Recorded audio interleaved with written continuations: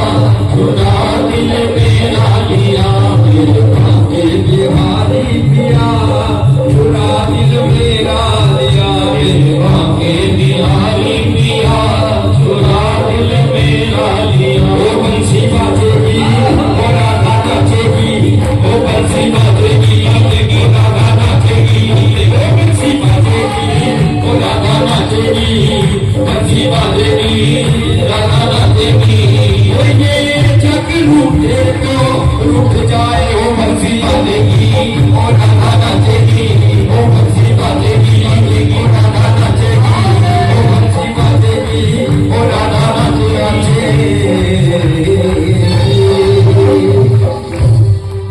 बोलिए श्री वृंदावन मां की, बिहारी लाल की जय। जय श्री कृष्ण। धर्म का प्राणियों में विश्व का गौ माता की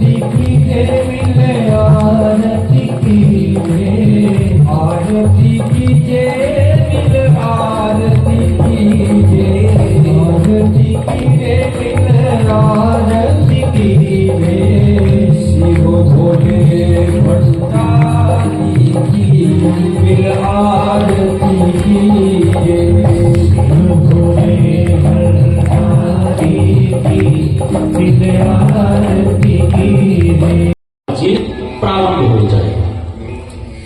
जो भी मेरी माँ कोई बहन यज्ञ में महाराज घी या हवन सामग्री इत्यादि कुछ भी अपना डालना चाहे वो आज शाम को ही पहुंचा दे। आज शाम को ही कोई भी कल दिव्य भंडारा है, बड़ा भंडारा है, उसका भी अगर आप अपनी दशांश में से, अपनी नेक कमाई में से कुछ दान करना चाहे वो भी आज शाम को ही दान करते, आज शाम को ही मंदिर कमेटी के पास जमा करवाते। वैसे तो ठाकुर जी की बड़ी कृपा है। महाराज मंदिर कमेटी सक्षम है सब उसमें, लेकिन फिर भी कोई काम करना चाहिए तो किसी को मनाही नहीं है, ना किसी से जबरदस्ती है ना किसी को मनाही है। कोई भी बड़े भाव से ठाकुर जी के निमित्त ओम चंद्रमा मनसो जात चक्षु सूर्य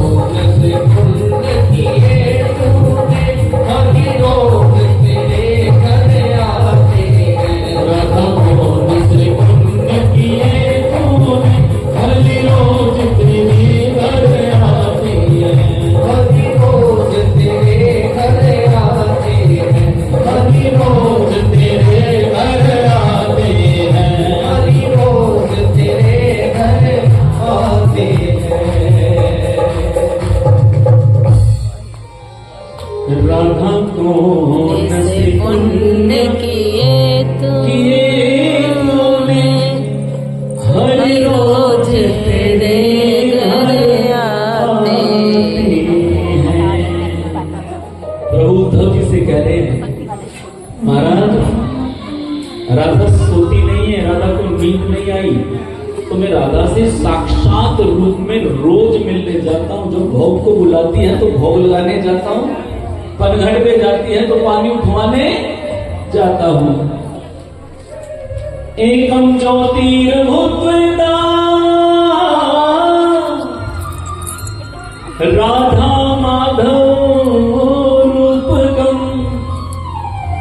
गौर तेज विनायस्तु श्याम तेज समर्चे। क्या कहते हैं? एकम ज्योतिर्भूतवेदा राधा माधव रूपकम। ज्योत एक है, रूप दो है, राधा माधव। एकम ज्योतिर्भूतवेदा राधा माधव रूपकम गौर तेज विनायस्तु श्याम तेज समर्चये। हम मंदिर का निर्माण करते हैं, कृष्ण जी के मंदिर का, तो उसको क्या बोलते हो? किसका मंदिर बनाया? किसका? राधा। और भागवत जी में मैंने कुछ ऐसा नहीं पढ़ा कि सुदामा जी के साथ दुर्व्यवहार किया गया हो। हाँ, इतनी बात जरूर है कि द्वारपाल ने कहा, महाराज हमारे प्रभु अभी भोजन से निवृत्त होकर हमें अभी सूचना मिली थी कि शयन कक्ष की ओर जाने वाले हैं। आप विराजिए, मैं अभी बता करके आता हूं कि प्रभु कहीं शयन कक्ष की तरफ तो नहीं चले गए। आप विराजिए। सुदामा जी बैठे नहीं, सुदामा जी महल को, अटारियों को महाराज सब देख रहे हैं। और द्वारपाल ने जाकर, नहीं तो द्वारपाल आगे वाले किसी मंत्री संतरी को सूचना देते, आज द्वारपाल ने सीधा ही जाके प्रभु से कह दिया। अब आप सोचो वहां का क्या नियम होगा। अगर ज्यादा नियम सख्त होती, एक अदला सा कोई मंत्री बन जाए तो सिक्योरिटी गार्ड डायरेक्ट मंत्री जी से भी मिल सकता। अब आज की स्थिति है, जो गेट का गेट कीपर है रोज उसके घर की रक्षा करता है, लेकिन अगर कोई कहेगा कि जाके सीधा मंत्री जी से मिलने, तो संभव नहीं है। लेकिन यहां की व्यवस्था देखिए द्वारिका की, वो द्वारपाल जाकर सीधा भगवान जी से मिलता है। जाके क्या कहता है? धोती फटी सी लटी दुपटी। क्या कहते हैं महाराज? कोई आया गेट पे, गेट पर कोई पधारा है, शीश पगा ना जगा तन पे, शीश पगा ना जगा तन पे, प्रभु जाने को आही बसो के ग्रामा, धोती पटी सी लटी दुपटी और पाया उपान की नहीं सामा। धोती पटी सी लटी दुपटी और पाया उपान की नहीं सामा। द्वारे खड़ो द्विज दुर्बल एक, द्वारे खड़ो द्विज दुर्बल एक, रहो चकी सोवा सुधार अभिरामा। पूछत दीन दयाल को धाम बतावत अपन नाम सुदामा। पूछत दीन दयाल को धाम बतावत अपन नाम सुदामा। धोती फटी सी लटी दुपटी और, स्थिति बता रहा है महाराज, बड़ी बुरी स्थिति है। धोती फटी सी लटी दुपटी, प्रेस नहीं की हुई है, धोती फटी हुई है, लटी हुई है, दुपटी हुई है, बुरी हालत है। और पाया उपान की नहीं समा। महाराज नंगे पांव चल के आया है, उसको देख के नहीं लगना कि उपाना कहते हैं जूतों को, कि जूता खरीदने की उसमें हैसियत है। धोती फटी सिलाटी दुपटी और पाया उपान की नहीं सामा, द्वारे खड़ो द्विज दुर्बल एक रहो चकी सो वसुधा विरमा। शीश पगा न जगा तन पे, ना सर पे पगड़ी है। आज तो पगड़ी कोई नहीं पहनता ना, आज से जरा 30 साल 40 साल पीछे जाइए, कुछ बुजुर्ग बैठे देखना, बिना पगड़ी के कोई बुजुर्ग निकलता ही नहीं था। हर एक बुजुर्ग जो थे, हर एक व्यक्ति जो था वो पगड़ी पहनते थे। तब से परंपरा चली आ रही है। शीश पगाना जगा तन पे, और तन पे भी कोई कपड़ा नहीं है, एक धोती का हल्का सा टुकड़ा बस हल्का सा ओढ़ रखा है। शीश पगाना जगा तन पे, प्रभु जाने को आई बसों की ड्रामा। पूछत दीन दयाल को धाम, बतावत अपन नाम सुदामा। द्वार पे खड़े महाराज, आपके महलों आपके अटारियों को देख रहा है। मैंने बैठने का आग्रह किया था, प्रभु बैठ जाइए, कुछ जलपान ले लीजिए। ना बैठे हैं ना जलपान लिया। मैं दौड़ा दौड़ा आया महाराज कि ना तो बैठ ही रहा है ना कुछ जल ले रहा है। धोती फटी सिलाटी दुपटी, धोती फटी हुई है, लटी हुई है, दुपटी है। मैंने पूछा उसका परिचय, तो उसने कहा कि आपका बचपन का सखा है। मैंने कही आप बिल्कुल सही कह रहे हो, हमारे प्रभु के सखा आप जैसे ही होते हैं। ज्यादा अमीरों से बढ़िया दोस्ती नहीं करते हमारे प्रभु। इतनी बात सुननी थी कि प्रभु दौड़े दौड़े गए हैं महाराज। करदनी कहीं गिर गई, जूते कहीं गिर गई, दौड़े दौड़े मेरा सुदामा मेरा सुदामा मेरा सुदामा आया है। जाते ही प्रणाम किया है। नमन्ति फलिनो वृक्षा, नमन्ति गुणिनो जना, शुष्क काष्ठानि मूर्धाश्च नानमन्ति कदाचन। नमन्ति फलिनो वृक्षः नमन्ति गुणिनो जना। महाराज आप बड़ों का सम्मान करोगे, आप संतों की सेवा करोगे, आप ब्राह्मणों की सेवा करोगे, ब्राह्मणों का सम्मान करोगे। नमन्ति फलिनो वृक्षः,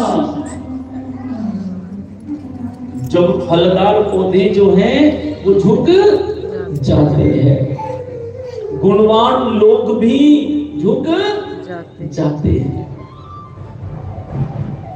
मूर्ख लोग और सूखे हुए पेड़ कभी नहीं झुकते। बड़ों का आदर, बड़ों का मान, बड़ों का सम्मान करोगे महाराज तो क्या मिलेगा? आशीष मिलेगी। मेरे पास कभी कुछ बहनें आ जाती हैं कुंडली वुंडली दिखाने के लिए ना, तो मैं उनके उसमें देखता हूँ, कुंडली में देखता हूँ कि आशीषों की बड़ी कमी है। घर में गाड़ी है, नौकर है, बंगला है, महाराज सब कुछ है, शांति नहीं है। शांति ना होने का कारण क्या है? नमन्ति फलिनो वृक्षः। भैया आप घर में बड़ों का मान सम्मान नहीं करोगे तो आपके घर में आपकी भी कोई इज्जत नहीं रहेगी। आप कहां से आ रहे हो, कहां को जा रहे हो, कोई नहीं पूछेगा। तो तभी पूछा जाएगा जब आप बड़ों का मान करोगे, बड़ों का सम्मान करोगे। माता जी आज मुझे ये काम है, क्या मैं आपकी अनुमति से जाया हूं? क्या आप मेरे साथ चलोगे? भाई आप भाव से पूछोगे तो मां थोड़े मना करेगी। आप पूछोगे ही नहीं, अपनी मनमर्जी के मालिक हो जाओगे तो अशांत ही रहोगे, पूछने से छोटे नहीं हो जाओगे। घर में और समृद्धि बनी रहेगी, घर का वातावरण थोड़ा शांत रहेगा। नमन्ति फलिनो वृक्षः नमन्ति गुणिनो जना। भगवान सुदामा जी को देखते ही प्रणाम किया। राजा थे, द्वारिका के राजा। और सुदामा एक दिव्य ब्राह्मण है महाराज, धोती बटी लटी टुटी ऐसी हालत है महाराज, लेकिन प्रभु ने जाते ही सीधा प्रणाम किया, चरणों में गिर गए। ब्राह्मण आया है मेरे घर पे, मेरा सखा है तो क्या हुआ, लेकिन है तो ब्राह्मण।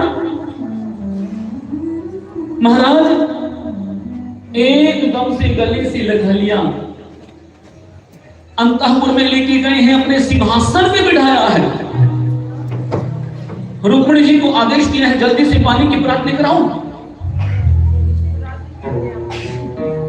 पैरों को देख रहे हैं, रो रहे हैं।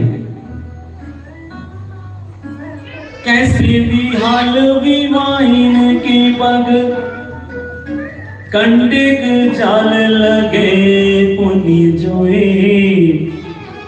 हाय महादुख पाए सखा तुम आए आना, कितने दिन खोए। देखी सुदामा की दीन दशा, देखी सुदामा की दीन दशा, करुणा करके करुणापति रोए। पानी पर आके सुहात जियो नहीं, नैनन के जल से पग धोए। पानी पर आके सुहात जियो नहीं, नैनन के जल से पग धोए। आज सुदामा जी के चरणों को देख रहे हैं, वो दशा देख रहे हैं, रो रहे हैं।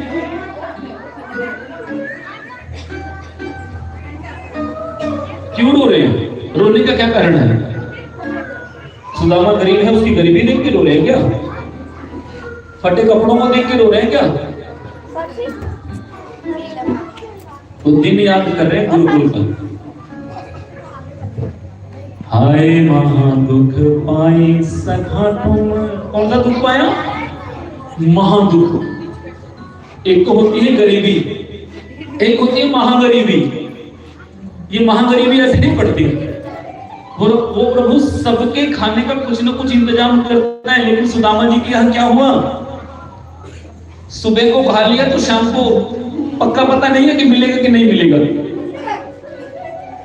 सुदामा जी घर से चलने लगे थे तो इनकी पत्नी ने कहा था, सुनो एक संदेशा दे देना द्वारिका देश से मेरा। एक माह में दो पक्ष, एक माह में द्वे पक्ष, द्वे एकादशी होए। प्रभु आप जा रहे हैं, आप द्वारिका देश से मिले तो मेरा संदेशा दे देना। एक माह में द्वे पक्ष, द्वे पक्षों में द्वे एकादशी होए। कान्हा जी मेरे द्वार पर नित्य एकादशी होए। मैंने कही ना कि एकादशी को अन्न नहीं खाते हैं। एक माह में द्वे पक्ष, एक महीने में दो पक्ष हैं, शुक्ल पक्ष और कृष्ण पक्ष, और दो बार एकादशी आती है। और एकादशी को अन्न खाने से पाप लगता है। एकादशी के दिन अन्न नहीं खाना चाहिए। कान्हा जी मेरे द्वार पर नित्य एकादशी हो। हमारे यहाँ तो रोज ही अन्न खाने से पाप लगता है। बोलो जय श्री कृष्णा। खाएंगे कहां से? अन्न है ही नहीं।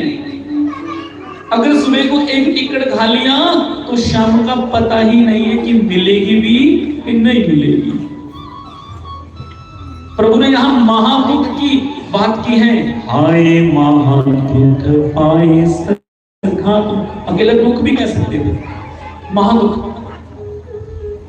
रो रहे हैं, पानी पर रात सुहात जियो नहीं, नैनन के जल से पग धोए। गलती सुदामा जी ने की, रो रो के बुरा हाल प्रभु का।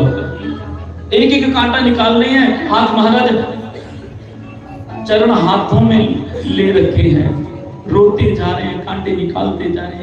ये क्या हालत बना, ये क्या कर रखा है? ऊपर से इतनी बात कह रहे हैं, लेकिन याद कर रहे हैं वही दिन गुरुकुल का, जब गुरु माँ ने चने दिए थे, सुदामा लो बेटा जंगल से लकड़ी लेने जा रहे हो, अगर देरी हो जाए तो ये गुड़ चने खा लेना। देरी हो गई, बारिश लग गई, सुदामा जी पेड़ के ऊपर थे, कन्हैया नीचे थे। सुदामा जी चने खा रहे थे चुपके चुपके से। प्रभु ने पूछा, अरे सुदामा कुछ खा रहा है क्या? देख भाई मुझे भी बड़ी भूख लगी है, अगर कुछ खा रहा है तो मुझे भी दे दे। बोला नहीं नहीं मैं कुछ नहीं खा रहा। हवा चल रही है ना तो ठंड लग रही है, बारिश पड़ रही है, तो उस हवा के कारण, बारिश के कारण मेरे दांत खटखटा रहे हैं। बोलो जय श्री कृष्ण। जय श्री कृष्ण। भगवान जी ने कहा तथास्तु, अब दांत ही खटखटाएंगे। बोलो जय श्री कृष्ण। अगर आज तुम मेरा भाग खा रहा है, जब हम किसी का भाग खाते हैं तो महाराज उसके भाग का कोई ना कोई दुख भी हम ले लेते हैं। भगवान श्री कृष्ण जी की दिव्य कथा आपने बहुत बार सुनी, लेकिन कथा में आपने एक शब्द नहीं सुना कि भगवान ने गरीबी देखी। बोलो जय श्री कृष्ण। जय श्री कृष्ण। राम जी वन को गए, राम जी ने वन में जाके महाराज एक तपस्वी का, एक मनस्वी का जीवन व्यतीत किया, लेकिन भगवान जी बिल्कुल ठाठ वाठ से रहे। मथुरा छोड़ी तो द्वारिका में नगरी का निर्माण हो गया। एक भी दिन गरीबी का नहीं आया, एक दिन भी। क्यों?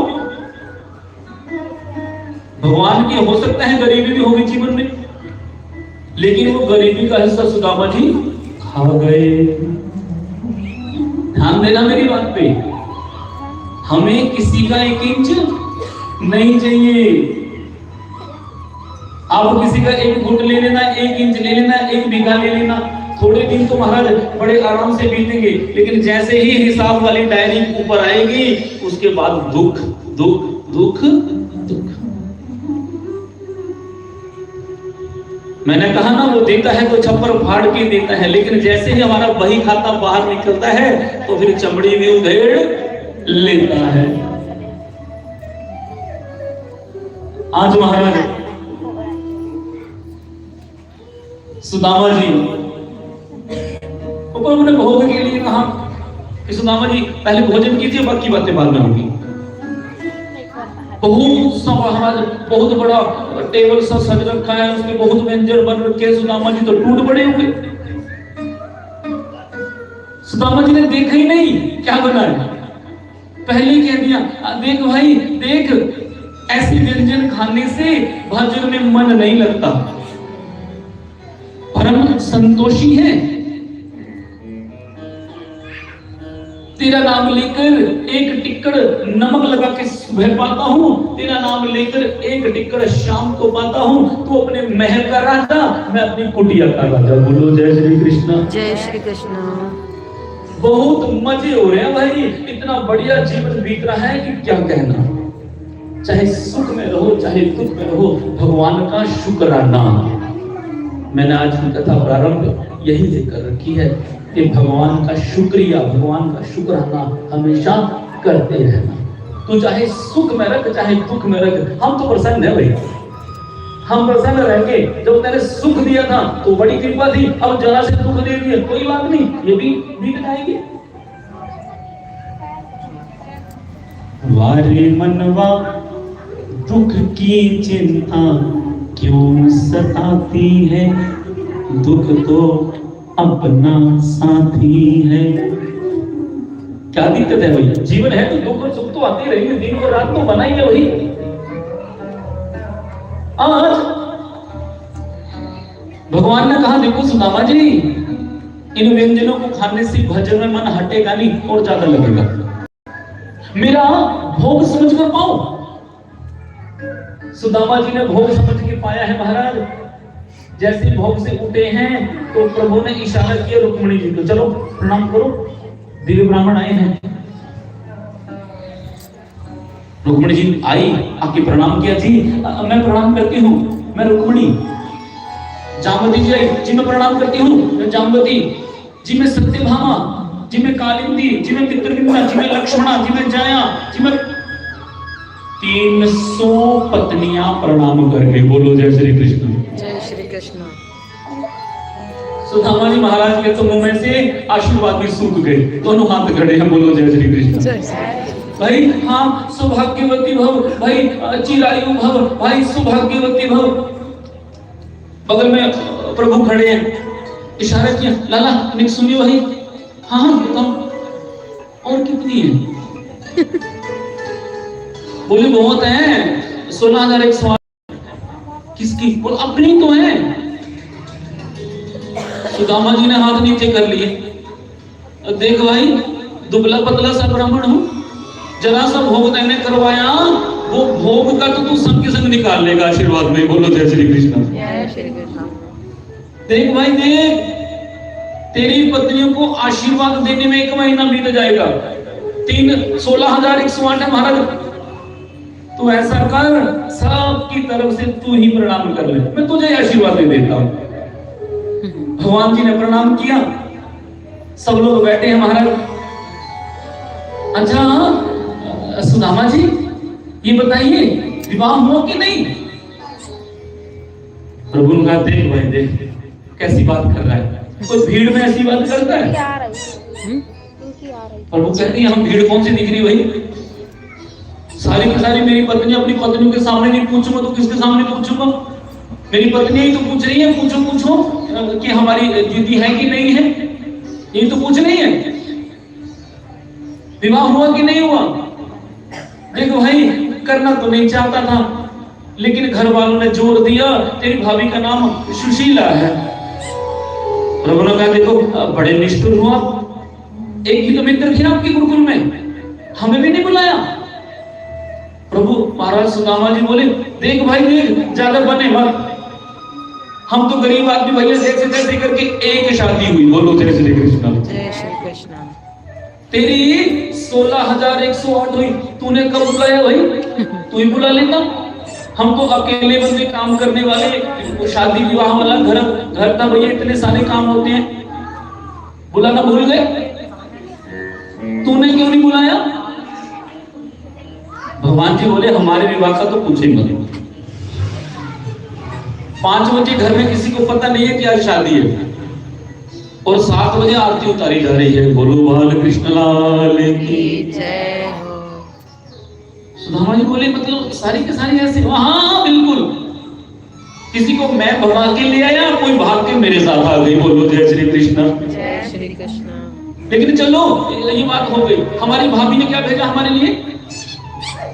आप अकेले होते तो मैं नहीं पूछता, लेकिन अब घर पे भाभी है, फिर तो खाली हाथ नहीं भेजा होगा भाई, कुछ ना कुछ तो भेजा होगा। ब्राह्मणी है, नीति रीति जानती है, गुरु के, मित्र के, बिटिया के घर कभी भी जाओ तो खाली हाथ नहीं जाना चाहिए।